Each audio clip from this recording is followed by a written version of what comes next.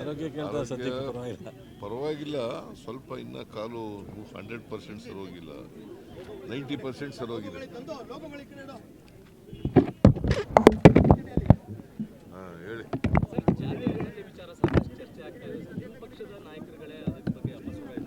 ಯಾರು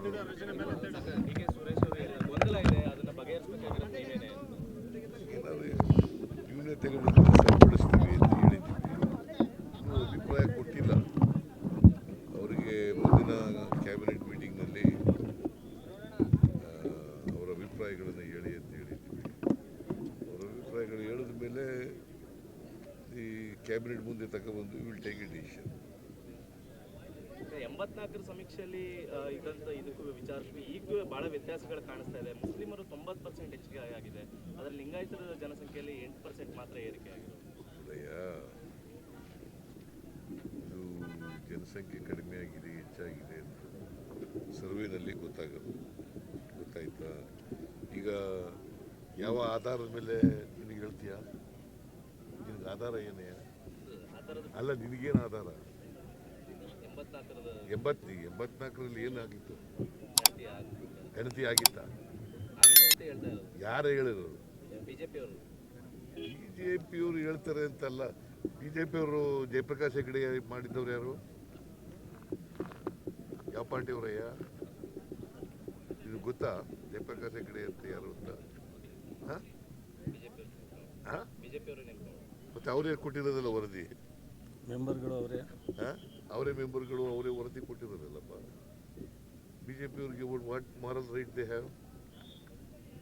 ಅವರು ಅಪಾಯಿಂಟ್ ಮಾಡಿದಂಥ ಅಧ್ಯಕ್ಷನೇ ಕೊಟ್ಟಿರ್ತಕ್ಕಂಥ ರಿಪೋರ್ಟ್ ಆಯ್ತಾ? ಕಾಂತರಾಜು ಕೊಟ್ಟಿರ್ತಕ್ಕಂಥ ಅಂಕಿಅಂಶಗಳ ಆಧಾರದ ಮೇಲೆ ಇವರು ಶಿಫಾರಸು ಮಾಡಿದ್ದಾರೆ ಅಲ್ವಾ? ನೋಡೋಣ, ಮಿನಿಸ್ಟ್ರಿಗಳೆಲ್ಲ ಅವರು ಅಭಿಪ್ರಾಯ ಹೇಳಿ ಆಮೇಲೆ ಕ್ಯಾಬಿನೆಟ್ನ ಮುಂದೆ ಇಟ್ಟು will take A decision. Sir, ಬೆಂಗಳೂರಿನಲ್ಲಿ ವಿಂಗ್ ಕಮಾಂಡರ್ ಒಬ್ಬ ಯುವಕರ ಮೇಲೆ ಹಲ್ಲೆ ಮಾಡಿದ್ದಾನೆ, ಜೊತೆಗೆ ಕನ್ನಡಿಗರ ಮೇಲೆ ಕೆಟ್ಟದಾಗಿ ಬಿಂಬಿಸುವಂತ ಪ್ರಯತ್ನಗಳು ಕೂಡ ಆಗಿದೆ. ಭಾಷಾ ವಿಚಾರದಲ್ಲಿ ಕಾನೂನು ರೀತಿ ಕ್ರಮ ತಗೊಳ್ಳಿ ಅಂತ ಹೇಳಿದ್ದೀನಿ. ಯಾರೇ ಆಗಲಿ, ವಿಂಗ್ ಕಮಾಂಡರ್ ಆಗಲಿ ಯಾರೋ ಆಗಲಿ, ಕಾನೂನು ರೀತಿ ಕ್ರಮ ತಗೊಳ್ಳಿ ಅಂತ ಹೇಳಿದ್ದೀನಿ. ಇವರು ಕಂಪ್ಲೇಂಟ್ ಕೊಟ್ಟಿದ್ದಾರೆ, ಅವರು ಕಂಪ್ಲೇಂಟ್ ಕೊಟ್ಟಿದ್ದಾರೆ, ಗೊತ್ತಾಯ್ತಾ? ಅದರಿಂದ ಕಾನೂನು ರೀತಿ ಕ್ರಮ ತಗೊಳ್ಳಿ ಅಂತ ಹೇಳಿ. ಭಾಷಾ ವಿಚಾರದಲ್ಲಿ ನಿರಂತರವಾಗಿ ದಬ್ಬಾಳಿಕೆ ನಡೀತಾ ಇದೆ ಅಂತ. ನೋಡಪ್ಪ, ಭಾಷೆ ಹಿಂದಿ ಏರಿಕೆಗೆ ನಾವು ಬಿಡಲ್ಲ.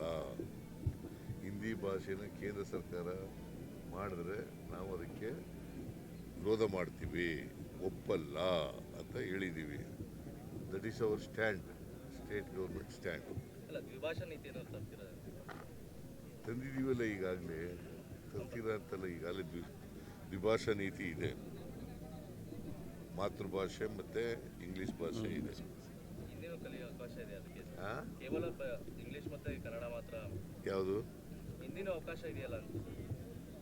ಇಲ್ಲಿ ಹಿಂದಿ ಎಲ್ಲಿದೆ? ಹಿಂದಿ ಅವಕಾಶ ಇದೆ, ಆ ಕಾರಣಕ್ಕೋಸ್ಕರ ಈ ರೀತಿಯ ತ್ರಿಭಾಷಾ ಸೂತ್ರ ಇಲ್ಲ. ನಾವು ಕನ್ನಡ ಮತ್ತು ಇಂಗ್ಲಿಷ್ ಅಷ್ಟೇ ಕಲಿಸೋದು.